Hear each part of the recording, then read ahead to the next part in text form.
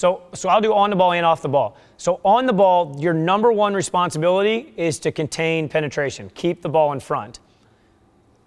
The second thing that you need to do is you need to dictate the handler, which means you got to tell them where to go. You can't be in a guessing game. If you're in a guessing game and reacting to the handler, you're going to be in trouble. But you've got to dictate where they're going. The third thing that you have to do is put them in an uncomfortable situation. So if they like when guys pressure them because they're physical and they're able to kind of be shifty, then give them space. If they're somebody that can't shoot, give them space. If there's somebody that maybe doesn't like pressure, then crowd them. You got to be able to kind of, put them in uncomfortable situations. The fourth thing is you want to take away what they like to do best. So if you know somebody likes to drive hard right, you've got to force them to beat you in a different way. And the fifth thing you have to do, which is super, super important, is not take chances. Because too many on-ball defenders don't have patience, and they start reaching or they start guessing or they start trying to really kind of make a play, whereas the best defenders are just solid. You know what I mean? You look at guys that are all NBA defensive players, and they're just always solid. They contain penetration. They don't bite on shot fakes. They have good shot fake discipline. They don't bite on jab fakes. They just subtly retreat with the high hand.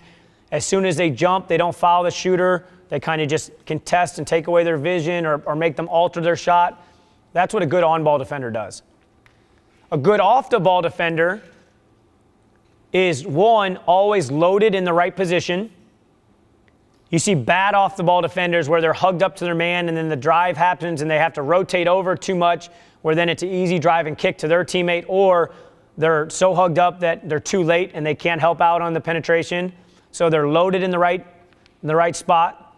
They're communicating their responsibilities so that the handler knows what's behind him, because the handler, we don't want the guy that's guarding the handler to have to constantly turn and look. We want them focused on containing penetration. The third thing they do is they realize that they're responsible for half of the handler if they're the next man over. So if I've got the ball and somebody's guarding me and you're guarding the next man over in either direction, you're responsible for half of the handler. If I drive right, that's half your fault. Okay? The fourth thing is they do not have a my guy philosophy. So those players that, the defense breaks down and the coach, calls a timeout and starts yelling at you guys. And you have that wasn't my guy, coach. They don't point fingers. They don't have a my guy philosophy. They have a we are going to get this done philosophy. And the fifth thing, which is super important, I think, is they see the play before it happens.